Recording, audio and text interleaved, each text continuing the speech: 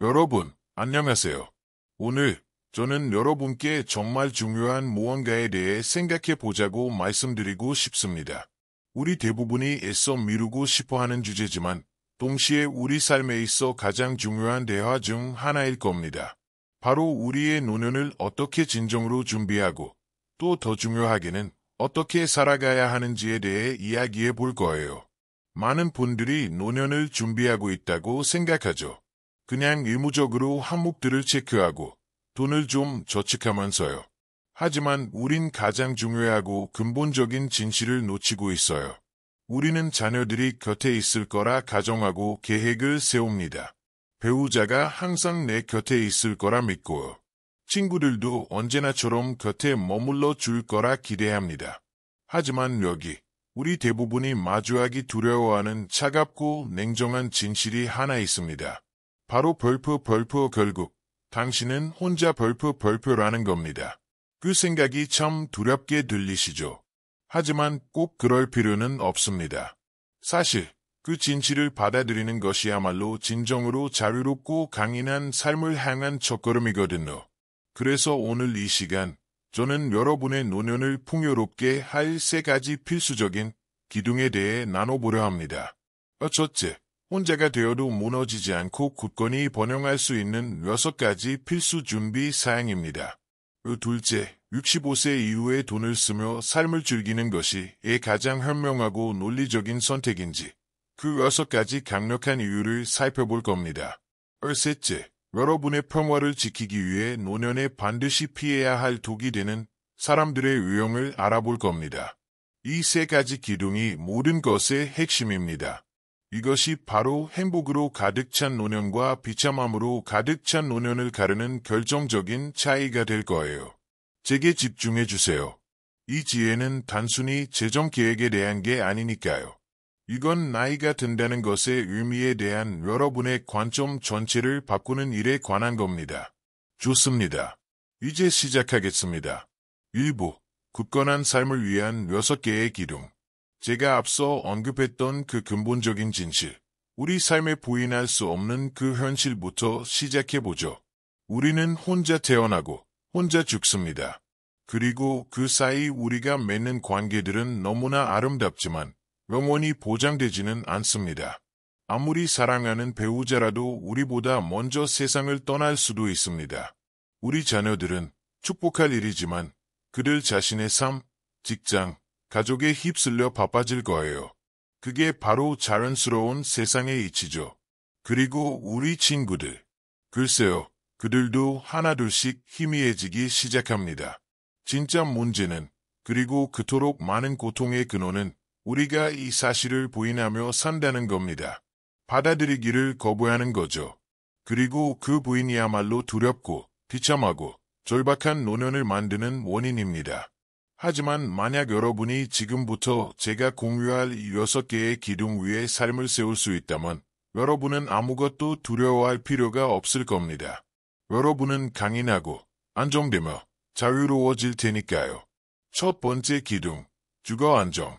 가장 첫 번째 기둥, 모든 것의 토대는 바로 벌프, 주거 안정 벌프입니다. 생각해보세요. 나이가 들었을 때 설령 돈이 좀 부족하더라도 연락하는 친구가 많지 않더라도 만약 당신의 집이 안전하다면 당신의 마음은 평화로울 수 있습니다. 당신에겐 다이 있는 거예요. 안전한 피난처가 있는 거죠. 하지만 만약 그 집이 불안정하다면 월세 인상을 걱정해야 하고 집주인이나 새 건물주의 처분에 모든 것이 달려있다면 당신의 삶 전체가 마치 의사 위에 지어진 집처럼 느껴질 겁니다. 월세를 내기 위해 쫓기고 퇴거 위협에 직면하고 보증금을 떼이는 것. 이런 일들은 순식간에 당신의 노년을 생지옥으로 만들 수 있습니다. 제가 상담했던 78세 여성분의 이야기를 들려드릴게요. 그녀는 평생을 월세로 살았습니다. 은퇴 후 작은 아파트에 살고 있었는데 집주인이 비양심적으로 그녀를 내쫓고 보증금까지 가로챘습니다. 그녀는 평생 모은 돈을 잃었어요. 자녀들 역시 자신들의 삶이 힘겨워 어머니를 도울 여력이 없었습니다. 그녀는 결국 도시 예곽의 춥고 허름한 단칸방으로 밀려나 그의 겨울을 단 하나의 전기장판에 유지해 보냈습니다. 그녀는 제게 떨리는 목소리로 말했습니다. 제 삶은 낭비였어요. 집이 없으니 제 존재도 없는 것 같아요. 자, 이제 동전의 반대편을 보죠. 제가 아는 74세 남성분이 계십니다. 그는 평생 돈을 많이 벌진 못했지만 내 집을 갖는 거를 삶의 원칙으로 삼았습니다. 그는 작고 소박한 콘도를 사서 매달 꾸준히 대출금을 갚아나갔습니다. 은퇴할 무렵 그는 완전히 빚을 청산했습니다. 자녀들이 계속 아버지, 그 작은 곳 파시고 저희랑 같이 살아요 라고 말했지만 그는 단호했습니다. 이 집은 나의 마지막 안전망이다 라고요. 그 결과 그는 월세 걱정 없이 삽니다. 작은 텃밭을 가꾸고 동네 친구들과 맥주 한 잔을 나누며 그 흔들리지 않는 평화를 누리고 있습니다. 바로 그것이 주거 안정의 힘입니다. 이건 사치가 아니에요. 불편함의 문제가 아닙니다. 이건 생존의 문제입니다. 당신에겐 작은 성소가 필요합니다. 당신의 이름으로 된 단 하나의 공간이요. 그것이 바로 당신이 아플 때나 돈이 부족할 때도 존엄성을 지키며 살 수 있게 해주는 마지막 방패입니다. 그것이 당신의 기반입니다. 두 번째 기둥, 개인적 독립성. 두 번째 기둥은 개인적인 독립성 입니다. 즉, 스스로를 돌볼 수 있는 능력 말이죠. 노년의 가장 비극적인 순간은 돈이 떨어졌을 때가 아닙니다. 그건 바로 당신이 더 이상 스스로 간단한 일들을 할 수 없게 되어 타인의 손에 의존해야만 하는 순간입니다. 내 힘으로 수프 한 숟갈을 떠먹지 못하는 순간, 혼자서 화장실도 갈 수 없는 순간, 바로 그때 당신의 존엄성은 산산조각 납니다.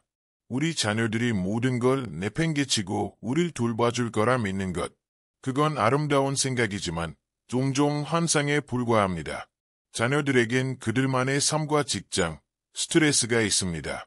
며느리나 사위의 도움의 손길이 아무리 진심이라 해도 영원히 지속되지는 않을 겁니다. 마지막 순간까지 당신을 지켜줄 유일한 사람은 바로 당신 자신 입니다. 당신의 몸을 스스로 관리할 수 있는 능력 말이죠. 제가 아는 80세 어르신이 생각납니다. 그는 관절 통증을 계속 무시했습니다. 그냥 좀 쑤시는 거지라며 운동도 그만두셨죠. 그러다 결국 계단에서 넘어져 고관절이 부러졌습니다. 수술은 성공적이었지만 회복 과정은 끔찍했습니다. 혼자서는 화장실도 갈 수 없었고 제대로 식사도 못했습니다. 아들 집에 몇 달 머물렀지만 그는 제게 며느리의 그 차갑고 지친 눈빛을 견딜 수가 없었다고 말했습니다. 결국 요양원으로 옮겨졌죠. 그리고 그는 눈물을 흘리며 말했습니다. 그냥 걸을 수 있었던 그날이 그리워. 지금 난 살아있는 시체일 뿐이야. 하지만 제가 아는 또 다른 74세 어르신은 다른 길을 보여줍니다. 은퇴 후 그는 간단한 습관을 만들었습니다. 매일 아침 30분 걷기, 집에서 간단한 근력 운동하기, 그리고 스스로 요리하기를 원칙으로 삼았죠. 아내분이 얘 사서 고생해요. 내가 할게라며 만류해도 그는 웃으며 말했습니다. 내가 내 밥을 해먹어. 내 자료가 있지. 그 덕분에 그는 지금도 최소한의 의료비로 혼자 꿋꿋이 생활하고 있습니다. 그 독립성은 자녀들에게 짐이 아니라 선물입니다. 이것이 제가 말하는 독립입니다. 마라톤을 뛰라는 게 아니에요. 이건 작고 일상적인 습관의 문제입니다. 내 밥 한 끼를 차릴 수 있는 힘, 내 발로 화장실을 갈 수 있는 힘, 내 약을 스스로 챙길 수 있는 명료함. 그것이 바로 존엄 있는 삶을 위한 당신의 마지막 무기입니다. 세 번째 기둥, 죽음과 화해하기. 세 번째 기둥은 아마 가장 어렵지만 동시에 당신을 가장 자유롭게 해줄 것입니다. 바로 죽음과 화해하기, 입니다. 노년의 가장 무서운 것은 죽음 그 자체가 아닙니다. 그건 죽음을 부인하는 데서 오는 공포입니다. 현실을 받아들이지 못해 발버둥 치고 공황에 빠지는 것이죠. 만약 당신이 난 안 죽어, 아직 아니야 라고 말하며 인생을 보낸다면 질병이 찾아왔을 때 끔찍하고 엄청난 충격에 빠지게 될 겁니다.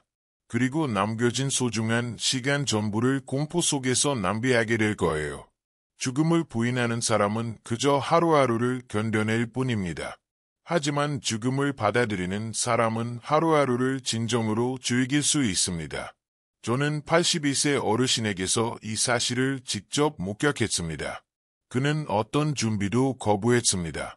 유언장도, 장례 계획도 없었죠. 어느 날, 그는 갑자기 말기 폐암 진단을 받았습니다.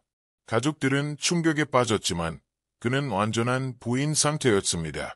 수만 달러가 무의미한 치료에 쏟아부어졌고 자녀들은 싸우기 시작했습니다. 치료비를 두고 싸우고 더 끔찍하게는 남은 재산을 두고 싸웠습니다. 그는 고통 속에서 죽어갔습니다. 암 때문이 아니었어요. 그는 자신의 침대 곁에서 돈 때문에 원수가 되어버린 자식들을 보며 고통스럽게 죽어갔습니다. 그리고 제가 아는 76세 여성분이 있습니다. 완전한 대조를 이루죠. 그녀는 70세가 되던 해 미리 장례 계획을 다 세웠습니다. 유언장도 정리했고요. 심지어 조회금은 받지 말고 작은 장학금으로 기부해달라고 적어두었습니다. 자녀들은 걱정했죠. 엄마, 얘 벌써 그런 걸 하세요. 불길하게, 하지만 그녀는 차분하게 말했습니다.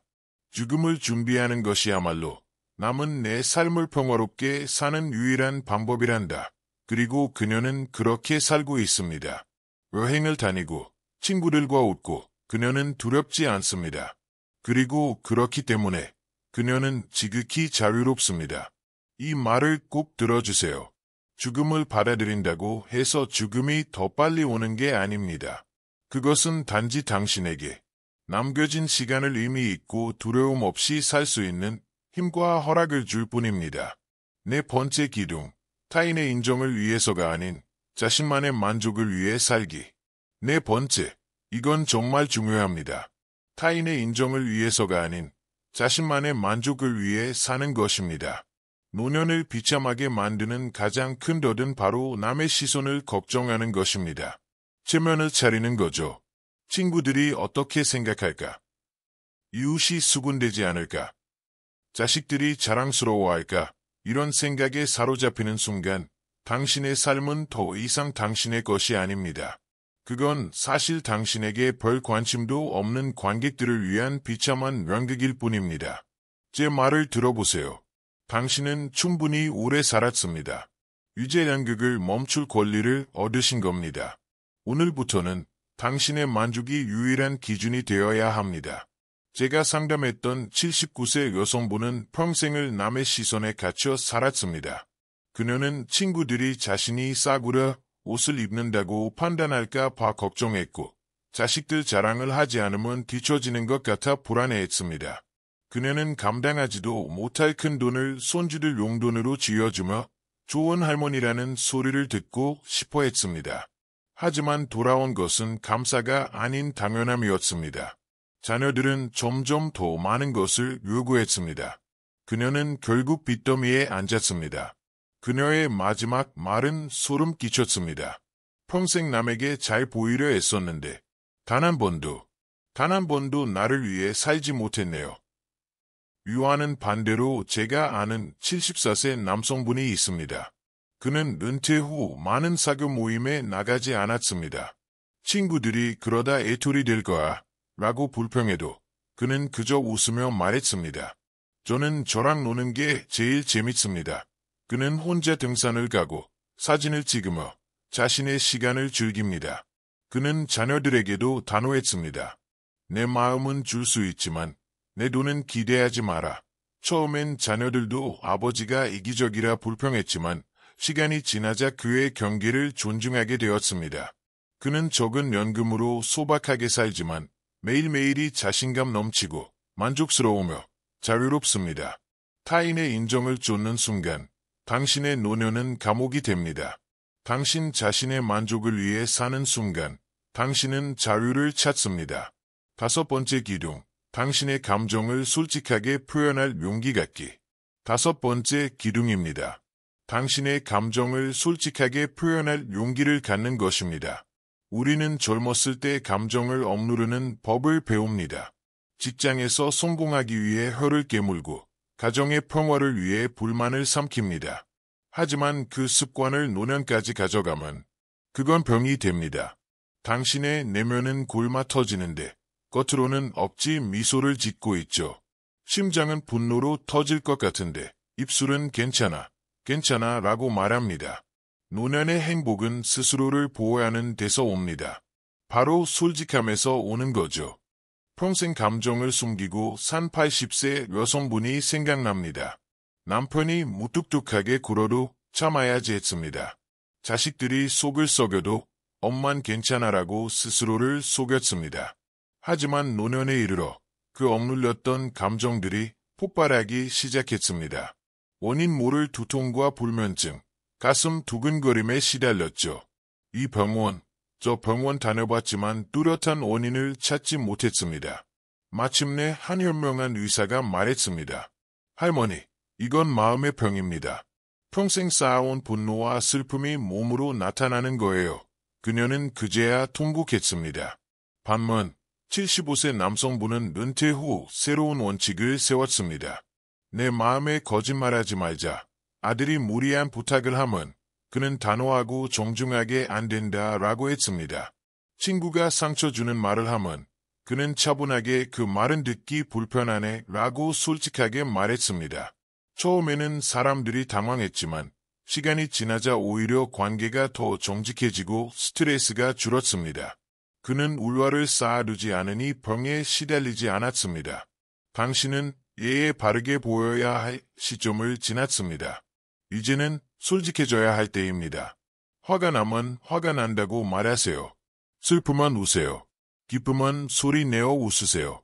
이것이 바로 당신의 영혼을 건강하고 온전하게 지키는 방법입니다. 6번째 기둥, 배움을 멈추지 않는 습관 들이기. 그리고 회복력 있는 삶을 위한 6번째, 마지막 기둥입니다. 배움을 멈추지 않는 습관을 들이는 것입니다. 불행한 노년을 보내는 모든 분들의 공통점은 그들이 이 나이에 배워서 뭐해? 라는 한 문장으로 스스로를 가둔다는 겁니다. 그 문장이야말로 스스로를 가두는 감옥입니다. 세상은 우리가 은퇴했다고 해서 멈춰주지 않습니다. 새로운 기술, 새로운 문화, 새로운 생활 방식, 그것들은 당신을 기다려주지 않아요. 당신이 배우기를 멈추는 순간 세상은 당신을 뒤로하고 떠나버립니다. 당신은 고립되고 무기력해지며 깊은 외로움에 빠지게 됩니다. 저는 남편과 사별한 후 스마트폰 배우기를 완강히 거부했던 81세 여성분을 잊을 수 없습니다. 그녀는 은행 업무부터 병원 예약까지 모든 것을 자식들에게 의존했습니다. 하지만 코로나19가 터지고 자식들의 방문이 뜸해지자 그녀는 완전히 고립되었습니다. 병원 예약을 못해 치료 시기를 놓쳤고 식료품 주문도 할 수 없었습니다. 마트에 갔다가 무인 계산대를 사용하지 못해 굴욕감을 느꼈다고 합니다. 그녀는 집에 돌아와 울면서 말했습니다. 내가 이 나이에 이런 창피를 당해야 하나. 세상이 그녀를 창피하게 한 게 아니었습니다. 배우기를 거부한 그녀의 고집이 그녀 자신의 존엄성을 파괴한 겁니다. 하지만 제가 아는 74세 남성분은 배움을 멈추지 않았습니다. 그는 스마트폰을 배우기 위해 문화센터에 등록했습니다. 온라인 뱅킹을 익혔죠. 친구들이 이 나이에 뭐 하러 고생 안 하고 했지만 그는 웃으며 말했습니다. 이 나이에 안 배우면 노예가 되는 거야. 난 내 삶의 주인으로 살고 싶어. 그의 삶은 다릅니다.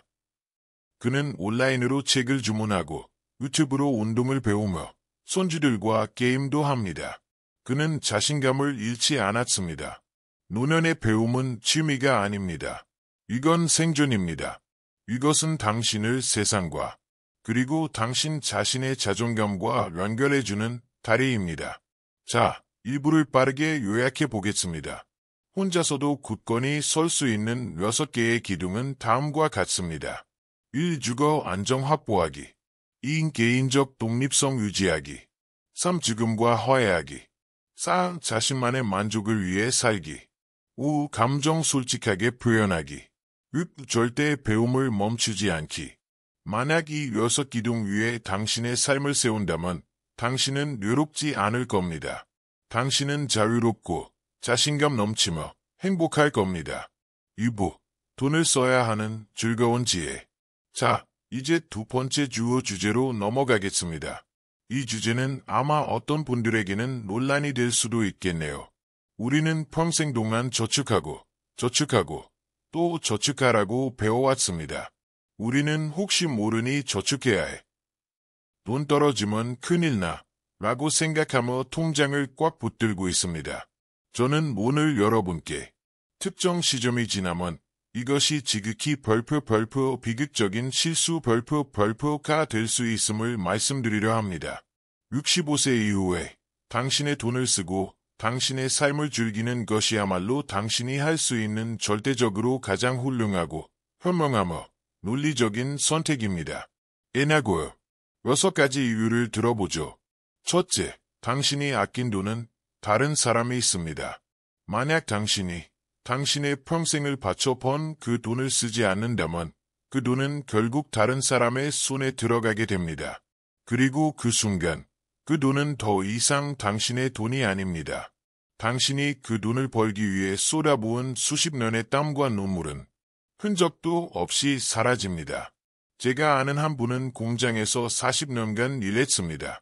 단 하루도 쉬지 않았죠. 그는 모든 돈을 저축했고 상당한 목돈을 모았습니다. 그는 늘 아이들에게 남겨줘야지라고 말했습니다. 그는 평생 단 한 번의 휴가도 근사한 식사도 해본 적이 없습니다. 그는 은퇴한 지 불과 5년 만에 세상을 떠났습니다. 그의 통장에 있던 3억 원은 더 이상 그의 것이 아니었습니다. 그리고 무슨 일이 일어났을까요? 그의 자녀들은 그 유산을 두고 쓰라리게 싸웠습니다. 가족은 산산조각 났습니다. 그의 평생의 노고는 그 자신에게는 단 한 톨의 행복도 주지 못했고 그의 가족에게는 고통과 분열만을 가져왔습니다. 돈은 오직 당신이 그것을 사용하는 순간 에만 당신의 것입니다. 그 돈으로 마시는 것을 맛보는 순간, 아름다운 것을 보는 순간, 기쁨을 느끼는 순간, 오직 그때만 그 돈은 당신 삶의 일부가 됩니다. 남편과 사별한 한 미망인은 이 사실을 깨달았습니다. 내가 쓰지 않으면 이건 내 돈이 아니야. 그녀는 적금을 깨고 평생 하고 싶었던 일들을 했습니다. 친구들과 전국을 여행했고 손주들에게 비싼 저녁을 사주었습니다. 그녀는 평생 보고 싶었던 바다 앞에 서서 울었습니다. 그녀는 말했습니다. 이게 내 돈 말이구나. 그것은 단순한 돈이 아니었습니다. 그것은 보상이었습니다. 마침내 수령한 그녀의 인생에 대한 보상이었죠. 둘째, 쓰지 않는 돈은 도둑맞는 돈입니다. 은행 계좌에 잠자고 있는 돈은 당신의 것이 아닙니다. 그저 통장 명세서에 찍힌 숫자일 뿐이죠. 그 돈이 당신의 것이 되는 유일한 순간은 당신이 그것을 인출해서 당신이 갈망하던 음식을 사고 꿈에 그리던 비행기표를 끊고 사랑하는 사람을 위한 선물을 살 때입니다. 만약 당신이 쓰지 않는다면 그 돈은 도둑맞게 될 겁니다. 자녀들의 탐욕에 도둑맞을 수도 있고요. 예상치 못한 막대한 병원비에, 변호사 비용에, 혹은 매년 조금씩 당신의 돈을 갉아먹는 인플레이션에 도둑맞을 겁니다. 당신이 즐기지 못한 그 돈은 그저 다른 사람의 손으로 흘러들어가고 원망만을 남길 뿐입니다. 제가 아는 한 여성분은 정반대의 길을 택했습니다. 그녀는 돈을 썼습니다. 여행을 다녔고 친구들에게 밥을 샀고 심지어 20년 동안 원했던 비싸고 멋진 코트도 한 벌 샀습니다. 사람들이 물었죠. 돈 아깝지 않으세요? 그녀는 그저 웃으며 말했습니다. 내가 지금 쓰니까 내 돈이죠. 안 쓰면 어차피 누군가 가져갈 텐데요. 그녀의 얼굴은 활력으로 가득했습니다. 그녀는 돈으로 기쁨을 샀습니다. 셋째, 돈을 쓰지 못하고 죽는 사람들은 후회하며 죽습니다. 평생 저축만 하던 사람들의 마지막 순간은 비극적일 만큼 비슷합니다. 제가 아는 한 분은 평생 친구들이 여행 가자는 제안을 거절했습니다. 너무 비싸. 저녁 식사 초대를 거절했습니다. 집에서 먹는 게 더 싸. 그는 수십 년을 저축했습니다. 그리고 70세 생일에 그는 심각한 질병 진단을 받았습니다. 병원 침대에 누워 세상을 떠나기 직전 그는 아내에게 말했습니다. 내가 참 바보였어. 돈은 남았는데 내 인생이 사라졌구먼. 그는 후회 속에서 질식하고 있었습니다. 돈은 남아있지만 그 돈을 벌프 사용한 기억 벌프이 없습니다. 당신의 삶은 백지장이나 다름없게 됩니다. 가장 어리석은 선택은 저축으로 후회를 사는 것이고 가장 현명한 선택은 소비로 벌프를 사는 것입니다. 넷째, 돈을 쓰지 않으면 당신의 노력의 역사가 지워집니다. 당신이 수십 년간의 땀과 희생으로 번 돈, 그건 그냥 종이가 아닙니다. 그건 당신 삶의 벌프 노력의 기록 벌프입니다. 그건 당신의 굳은 살 박인 손, 이른 새벽, 가족과 함께하지 못한 저녁 식사의 대가입니다. 하지만 당신이 그 돈을 사용 하지 않으면 그 모든 역사는 무의미해집니다. 당신이 그 돈을 쓸 때, 해변에 서서 내가 여기 오려고 평생 일했지라고 생각할 때, 혹은 멋진 식사를 하며 이게 내 노동의 결실이구나 라고 느낄 때, 오직 그때야말로 당신의 노력이 의미를 찾게 되는 겁니다. 만약 쓰지 않는다면 당신의 삶의 이야기는 지워지고 오직 통장 잔고만 남습니다. 그리고 그 숫자는 아무것도 증명하지 못합니다. 작은 가게를 운영했던 한 남자를 압니다. 그는 열심히 일했지만 은퇴 후에는 그 돈을 경험을 위해 썼습니다. 그는 여행을 다니며 사진을 남겼고 손주들에게 맛있는 음식을 사주며 웃음을 나눴습니다. 그가 세상을 떠난 뒤 그의 가족들은 돈이 아닌 추억을 이야기했습니다. 아버지는 열심히 사셨고 마지막까지 행복하게 사셨어요. 그의 노고는 그저 은행 잔고가 아닌 삶을 잘 산 이야기로 기억되었습니다. 다섯째, 돈을 쓰면서 얻는 웃음이야말로 삶의 가장 가치 있는 보상입니다. 결국 마지막에 다다르면 당신은 돈의 진짜 가치가 계좌의 숫자가 아니었음을 깨닫게 됩니다. 그것은 그 돈이 당신에게 가져다준 웃음 과 행복 벌프이었습니다. 제가 아는 한 어부는 평생을 차가운 바다에 몸을 희생하며 살았습니다. 그는 많은 돈을 모았지만 그저 웃었던 기억이 없었습니다. 그는 죽으면서 말했습니다. 내가 그 돈을 안 썼을까? 웃어본 기억이 없네. 하지만 제가 앞서 언급했던 수학 강습을 받고 여행을 다녔던 그 미망인은 어땠나요?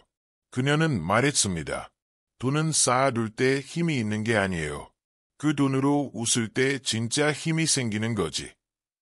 노년에 진짜 두려운 것은 돈이 없는 삶이 아니라 웃음이 없는 삶입니다. 당신을 웃게 만드는 일에 돈을 쓰는 것이야말로 최고의 투자입니다.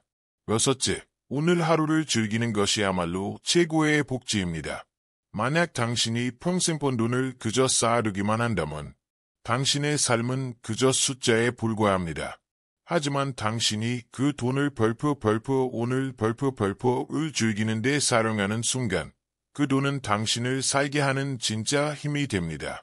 평생 두 가지 일을 하며 살았던 남자가 있었습니다.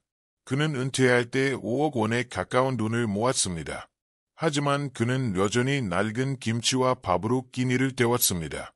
그는 절약하느라 난방도 크지 않았습니다. 그는 그저 집에 앉아 자신의 돈을 지켰습니다. 그는 병원 침대에서 후회로 가득 찬 채 죽었습니다. 이제 또 다른 여성분의 이야기를 해볼까요? 그녀는 자신의 돈을 자신만의 복지로 쓰기로 결심했습니다. 그녀는 매일 아침 동네 카페에서 좋아하는 커피를 한 잔 마셨습니다. 일주일에 한 번은 친구들과 모여 고기를 구워 먹었습니다. 가끔은 근교로 짧은 여행을 떠났습니다. 그녀는 말했습니다. 이게 내 복지예요. 은행에 있는 돈은 날 지켜주지 않아요. 하지만 내가 오늘 쓴 이 기쁨은 날 살게 하죠. 진정한 복지는 정부가 주는 수표가 아닙니다. 그건 당신이 스스로에게 주는 기쁨과 자유입니다. 이불을 요약하겠습니다. 1. 당신이 안 쓰면 결국 다른 사람이 씁니다. 2. 쓰지 않는 돈은 도둑 맞는 돈이나 마찬가지입니다. 3. 돈을 못 쓰고 죽는 사람들은 모두 후회하며 죽습니다. 4. 돈을 써야만 당신의 노력의 역사가 지워지지 않습니다. 5. 돈으로 산 웃음이야말로 가장 값진 보상입니다. 6. 오늘 하루를 즐기는 것이야말로 최고의 복지입니다. 그냥 저축만 하지 마세요. 사세요. 3부. 당신의 평화를 좀먹는 사람들. 자, 이제 마지막 세 번째 주제입니다. 노년에 당신의 평화를 지키기 위해 반드시 피해야 할 사람들입니다. 지금 당신 곁에 있는 사람들이 100% 신뢰할 만한 사람이라고 확신하십니까? 당신이 친구라고 믿었던 사람, 함께 식사를 나눴던 사람에게 배신감을 느껴본 적이 있나요? 여기 또 하나의 냉정한 진실이 있습니다. 모두가 나이 든다고 더 친절해지는 건 아닙니다. 어떤 사람들은 그저 더 교활해질 뿐입니다. 그런 사람들과 엮이게 되면 당신의 평화로운 은퇴 생활은 생지옥으로 변할 겁니다. 다음 유형의 사람들을 조심하십시오. 첫째, 도움은 구걸하면서 감사함은 모르는 사람. 이 사람들은 필요라는 이름의 블랙홀입니다. 그들은 울고 애원하고 아첨하며 당신에게서 원하는 것을 얻어내려 할 겁니다. 하지만 원하는 것을 얻는 그 순간 당신은 그들에게 존재하지 않는 사람입니다. 혹은 더 나쁘게는 만약 당신이 도움을 중단하면 갑자기 당신이 나쁜 사람이 되어버립니다. 그들은 평생을 받기만 하며 살아왔고 양심의 가책 따위는 느끼지 않습니다. 그들은 당신의 시간, 당신의 돈, 당신의 노력을 조금도 가치 있게 여기지 않습니다. 제가 아는 한 분은 동네에서 친절하기로 유명했습니다. 그의 이웃은 그의 친절을 24시간 편의점처럼 이용했습니다. 병원 좀 태워줘요. 전구 좀 갈아줘요. 세탁기 고장 났는데 수리기사 좀 불러줘요. 끝이 없었죠. 하지만 진짜 문제는 그 친절한 남자가 수술을 받게 되었을 때 터졌습니다. 그가 도움이 필요했을 때 그 이웃은 냉정하게 거절했습니다. 나 바빠요 라고 말하곤 뒤에서는 요즘 저 사람이 너무 요구가 많아졌어 라는 소문을 퍼뜨렸습니다. 당신은 선을 그어야만 합니다. 당신의 친절은 소중한 자원입니다. 그것을 블랙홀에 쏟아붓지 마십시오. 둘째, 당신의 사적인 가족사를 퍼뜨리는 사람. 이보다 더 위험한 사람은 거의 없습니다. 이들은 단지 몇 분간의 즐거움을 위해 당신의 삶을 갈기갈기 찢어놓을 가식 중독자입니다.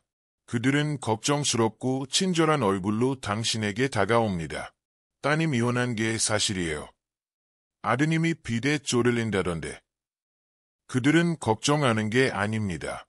그저 우월감을 느끼기 위해 드라마를 캐내고 있을 뿐입니다. 문제는 그 이야기가 예국되고 온 동네에 방송된다는 겁니다. 사소한 말 한마디가 한 가족의 명예를 무너뜨릴 수 있습니다. 제가 아는 한 여성분은 아주 따뜻하고 배려심 깊어 보이는 이웃과 친해졌습니다. 그녀는 아들이 사업상 잠깐 쉬고 있다고 무심코 말했습니다. 일주일 뒤 그녀는 시장에서 모르는 사람에게 이런 말을 들었습니다. 아드님 사업 실패해서 빚더미에 앉았다면서요. 그 친구가 그녀의 말을 예고하고 방송한 것이었습니다. 이런 사람들에게는 확고한 경계, 즉 벽을 세워야 합니다. 당신의 사적인 가족사는 그들의 엔터테인먼트가 아닙니다.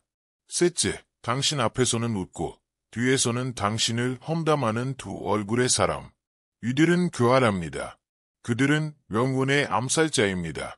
그들은 미소 짓고 당신을 칭찬합니다. 어머, 너무 보기 좋아요.